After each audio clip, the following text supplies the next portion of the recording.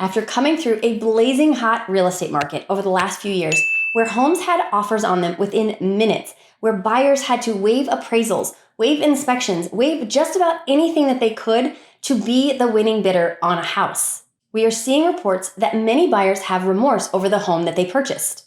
In fact, 72% of new home buyers have regret over their home purchase, with 30% saying they spent too much money, and 40% of them saying they wish they had spent more time looking for a home. And 80% of those with regrets are millennials.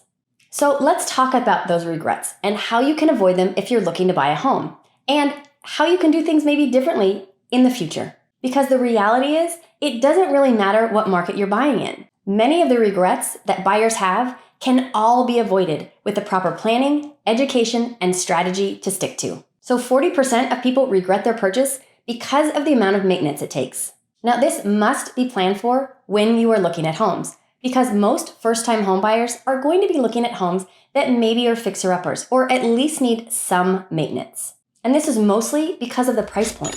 So when you are buying a home, it is important to remember that the cost of owning a home is not just the mortgage payment. You are also responsible for property taxes, insurance, regular maintenance, and anything else that pops up that needs to be fixed. Which I'm going to tell you now that even after getting a home inspection and agreeing on any items to be addressed by the seller, once you own that home and move in, something is bound to break. It happens every time. Now, when you are renting and something happens, you call the landlord or you call the owner and they come over and they fix it. Not when you own the home. It's now your responsibility. And as a first-time home buyer, this can be overwhelming. Who do you call? Who do you trust? How do you know how much some of these things should cost to be fixed?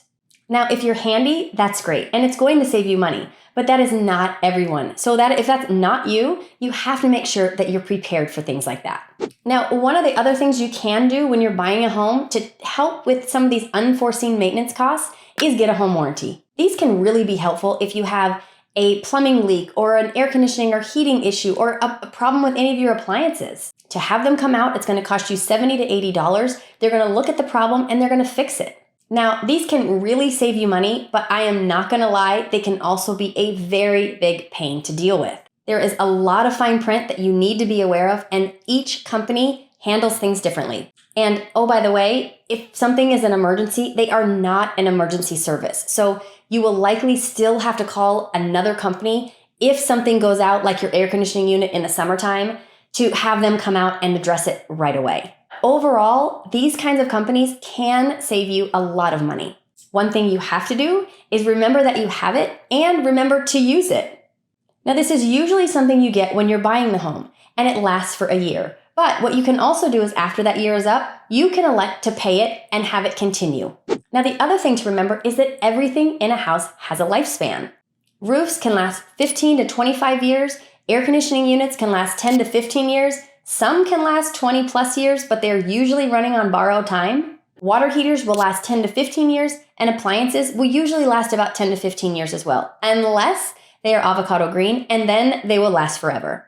This is another good thing about home warranties. If some of these items are broken beyond repair, they will often replace them for you, except roofs. Roofs are not covered under home warranty plans.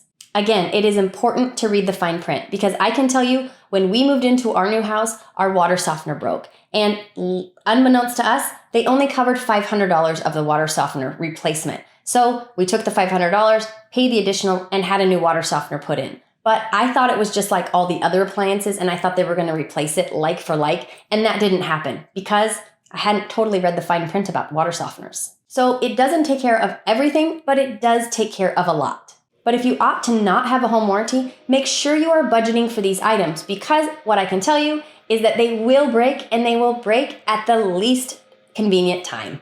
32% of homeowners regret their purchase because it is too small or doesn't have the features they wanted. Now, this one is totally preventable if you sit down and write a list of the non-negotiable items, things that you will compromise on and things you will not compromise on. Now, I know coming through this really competitive market, many buyers feel like they had to make some pretty big compromises on what they really wanted in a home. And I know some of this is true purely based on prices rising so quickly they could no longer afford the size home that they wanted in the location they wanted with the features that they wanted. But that does not mean that you should or need to give up on all of it. If location is the most important, then you might need to compromise on size. But if size is the most important, then you might need to compromise on the location. But you should not have to give up on all of it. Again, it doesn't really matter what type of market we're in. Unless you have an unlimited budget and plan to build your absolute dream home, you are always going to have to compromise on something when you're buying a home. But what I can tell you from experience is that even those people that have that unlimited budget and build the home exactly the way they want it, once they move in, they always wish they did something different. In fact, most people stay in their home about 5 to 7 years here in the Phoenix Scottsdale market. So there will be another home. Your size can change as well as your location and your features. And believe me when I say that what you don't like about your home right now might grow on you over time. No home is ever perfect. Now, when it comes to the location, if you are going to buy in an area that you're unfamiliar with, I can't suggest this strong enough. Make sure you grow into these neighborhoods at different times of the day. Meet the neighbors if you can. Talk to them. Ask them questions. How long have they lived there? What do they like best about living in the area? What do they like least? What do they wish they knew before they moved in? This can give you a real-life look into what it's like to live in that area, because this is the one thing that cannot be changed,